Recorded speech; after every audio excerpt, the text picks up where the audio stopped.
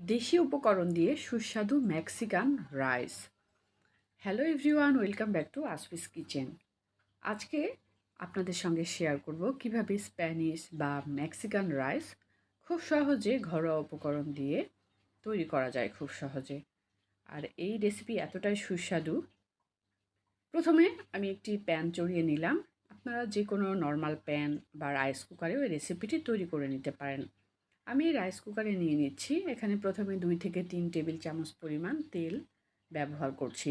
যেহেতু গরমের দিন খুব বেশি পরিমাণ তেল ব্যবহার করব না। আর দিয়ে দিচ্ছি পেঁয়াজ কুচি। পেঁয়াজের পরিমাণ 4 থেকে 5টি পেঁয়াজ স্লাইস করে কুচি করে নিয়েছি। আর দিচ্ছি রসুন বাটা 1 চা চামচ পরিমাণ। রসুন বাটার পরিবর্তে রসুন কুচিও ব্যবহার করতে পারেন। যখন একটু ফ্রাই হয়ে আসবে একে একে আমি মশলাগুলো এখানে ব্যবহার করছি। 3 থেকে 4টি টমেটো সেদ্ধ করে টমেটোটাকে খোসা ছড়িয়ে ব্লেন্ডারে ব্লেন্ড করে নিয়েছি। এই রান্নায় এই টমেটো পিউরি ব্যবহার করতে হয়। এছাড়াও লাল মরিচের গুঁড়া 1 চা চামচ ব্যবহার করছি। অল্প পরিমাণ জিরার গুঁড়া, ধনিয়ার গুঁড়া। এই রান্নায় মশলাগুলো ব্যবহার করতে হয়। এছাড়াও লবণ স্বাদমতো। এখন এই মশলাটাকে আমি একটু নাড়াচাড়া করে কষিয়ে নিব। তারপর আমি এখানে একে একে দিয়ে দিব আমি যে ভেজিটেবলগুলো রেখেছি কেটে, এই ভেজিটেবলগুলো দিয়ে দিচ্ছি। মিষ্টি কুমড়া কুচি করে রাখা 1 কাপ পরিমাণ, টমেটো কুচি করে রাখা একটি। মশলার সাথে একে একে সব মিশিয়ে নিব। আর দিয়ে দিচ্ছি বাঁধাকপিও কুচি করা 1 কাপ পরিমাণ। আপনারা চাইলে এখানে আরও ব্যবহার করতে পারেন বাঁধাকপি কুচি ছাড়াও ক্যাপসিকাম বিভিন্ন কালারের, ধনিয়া পাতা সহ দেশীয় ভেজিটেবলগুলো। এবার একটু যখন কষানো হয়ে যাবে ঢাকনাটা খুলে একটু নাড়াচাড়া করে, যখন সফট হয়ে এসেছে একটু নাড়াচাড়া করে দিলাম। আর এদিকে আমি চাল রেডি করে রেখেছি। আপনারা চিনি গুঁড়া চাল অথবা বাসমতি চাল যেটুকু রান্না করতে চান সেই চালটুকু ধুয়ে পরিষ্কার করে পানি ছড়িয়ে নিতে হবে। এখন আমি যেহেতু চিনি গুঁড়া চাল এখানে 3 কাপ পরিমাণ ব্যবহার করেছি, চালটা এখানে আমি দিয়ে দিচ্ছি। আর চালটা ভালো করে মিশিয়ে নিতে হবে। প্রথমে আমি কিন্তু প্রচুর পরিমাণ পানি দিয়ে দিব না। এই সবজি থেকে বের হওয়া যে পরিমাণ পানি আছে এই পানিতেই আমি চালটাকে একটু ভেজে নিব। যখন পানিটা টেনে আসবে বা শুকিয়ে আসবে এরপর আমি বাকি পানি দিব।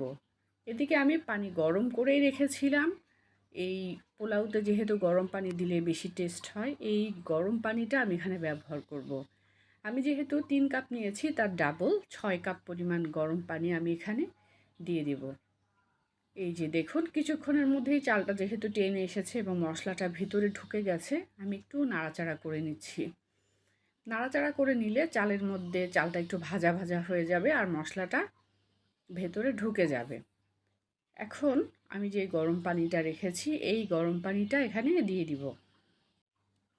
এখন হাই হিটে আমি রান্না করে নেব যতক্ষণ পর্যন্ত না পানিটা শুকিয়ে যায়। আর 1 চামচ পরিমাণ টমেটো সস আর 4-5টা কাঁচামরিচ দিয়ে দিচ্ছি।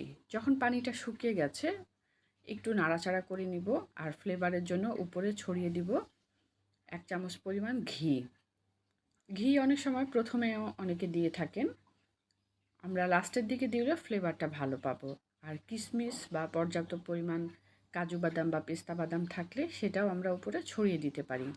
ঘি দেওয়ার পর একটু নাড়াচাড়া করে মিশিয়ে নিলে সব জায়গায় লাগবে এবং ঘিয়ের ফ্লেভারটা ভালো লাগবে। যেহেতু রান্না হয়ে গেছে এভাবে আমি দমে রাখবো 5 মিনিটের মতো ঢাকনা দিয়ে।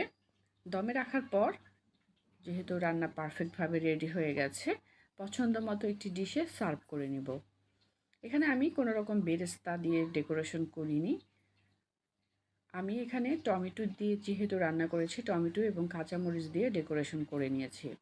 খুব সহজেই হাতের কাছে থাকা উপাদান দিয়ে তৈরি হয়ে গেল সুস্বাদু মেক্সিকান বা স্প্যানিশ রাইস। এভাবে রাইস তৈরি করে আমরা অতিথি আপ্যায়নে বা বিশেষ কোনো দিনে খুব সহজেই তৈরি করে নিতে পারি। সবাই খুব পছন্দ করবে এবং স্বাস্থ্যের জন্য উপকারী। ভিডিওটি কেমন হয়েছে কমেন্ট বক্সে জানাবেন। বেশি বেশি লাইক এবং শেয়ার করবেন। দেশ বিদেশের বিভিন্ন ধরনের রান্না দেখতে চোখ রাখুন আসপিস কিচেনে। আমাদের সঙ্গে থাকার জন্য এবং ভিডিওটি দেখার জন্য ধন্যবাদ।